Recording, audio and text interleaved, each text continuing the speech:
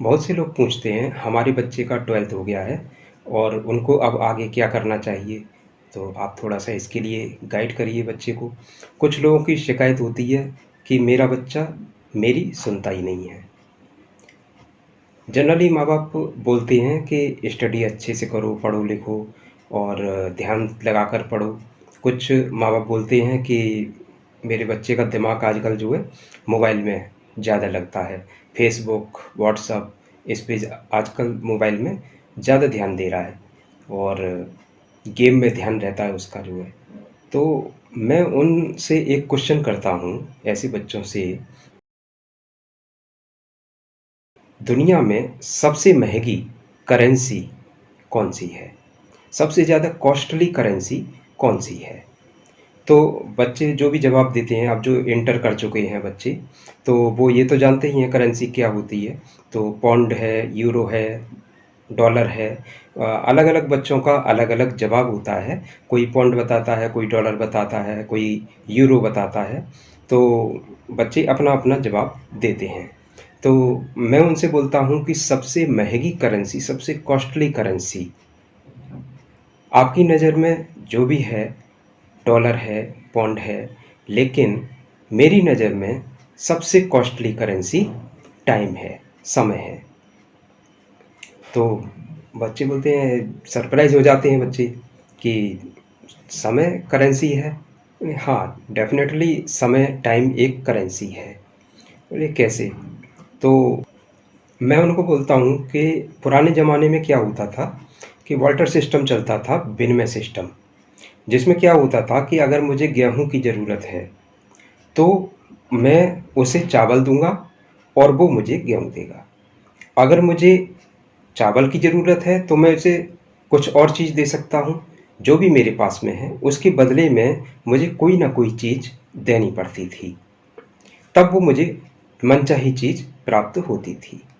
लेकिन अब क्या हो गया है कि हम अपना समय देते हैं, 8 घंटे दे रहे हैं, नौकरी कर रहे हैं, तो उसके बदले में जो हम समय दे रहे हैं, जिस काम को भी हम कर रहे हैं, उसमें हमने 8 घंटे दिए, या नौकरी कर रहे हैं तो हमने 8 घंटे की ड्यूटी की। उस ड्यूटी के बदले में, उस समय के बदले में हमको क्या मिलती है? पैसे मिलते हैं, सैलरी मिलती है। तो जो सैलरी मिलती है वो हमें किस बात की मिलती है? समय की।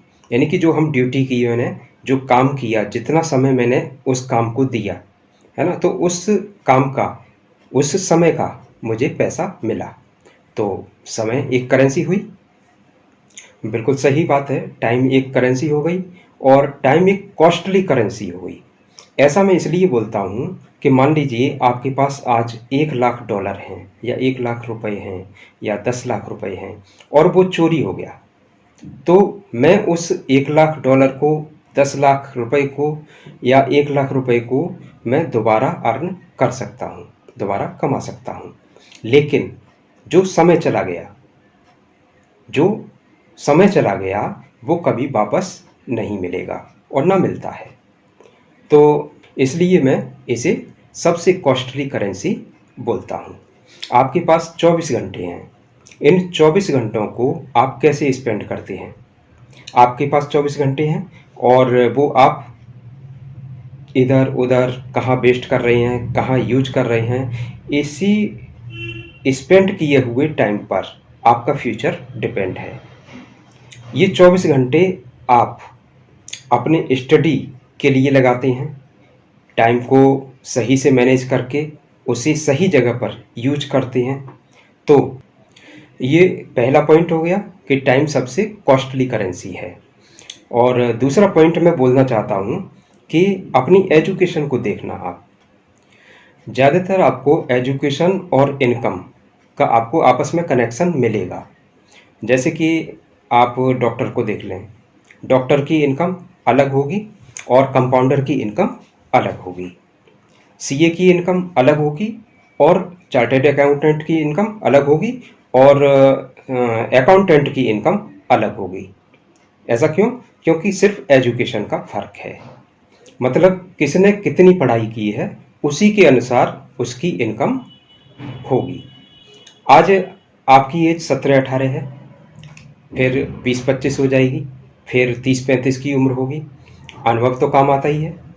तो साथ-साथ ये देखते हैं कि आपने कितनी पढ़ाई की है और उसके अनुसार आपका फ्यूचर क्या है। आपने कितनी पढ़ाई की है, उसी के ऊपर आपका फ्यूचर डिपेंड होगा। अभी आपको पढ़ाई करने में दिक्कत होती है, काम करने में दिक्कत होती है, ये परेशानी कितने साल की है? शायद 5 या 6 साल की। ये 5-6 साल अगर आपने गर्दन झुका करके पढ़ाई की, तो ज़िंदगी भर गर्दन ऊँची करके चल सकोगे। लेकिन अगर आपने अभी ये तकलीफ़ नहीं उठाई, तो ज़िंदगी भर गर्दन नीचे करके चलना पड़ेगा। मतलब ज़िंदगी में कंप्रोमाइज़ करना पड़ेगा, क्योंकि आपने पढ़ाई नहीं की। पढ़ाई नहीं की तो आपकी इनकम कम होगी और इनकम कम होगी तो आपको कंप्रोमाइज़ करना पड़ेगा। इसके लिए आज आप थोड़ी तकलीफ़ उठा लेंगे तो ज़िंदगी भर आप अपने लिए अच्छा कर पाएँगे, अपनी इनकम को बढ़ा पाएँगे, अपनी इनकम अच्छी कमा पाएँगे।